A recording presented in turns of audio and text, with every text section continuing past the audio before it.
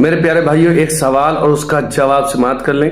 سوال یہ ہے کہ سب سے پہلی مسجد اس روئے زمین پر کون سی بنائی گئی؟ آئیے حدیث پاک کے ذریعے سے سمجھتے ہیں۔ حضرت ابو ذر رضی اللہ تعالی عنہ فرماتے ہیں کہ میں نے پوچھا یا رسول اللہ صلی اللہ تعالی علیہ وسلم، سب سے پہلی مسجد کون سی بنائی گئی تھی؟ تو آپ صلی اللہ تعالی علیہ وسلم نے فرمایا سب سے پہلی مسجد مسجد الحرام بنائی گئی تھی، یعنی خانہ کعبہ بنائی گئی تھی۔ حضرت ابو ذر رضی اللہ تعالی عنہ فرماتے ہیں پھر میں نے پوچھا یا رسول اللہ صلی اللہ علیہ وسلم، اس کے بعد کون سی مسجد بنائی گئی تھی؟ تو آپ صلی اللہ تعالی علیہ وسلم نے فرمایا کہ اس کے بعد مسجد اقصی بنائی گئی تھی۔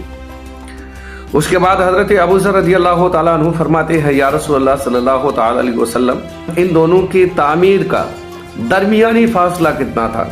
تو آپ صلی اللہ تعالیٰ علیہ وسلم نے فرمایا 40 سال۔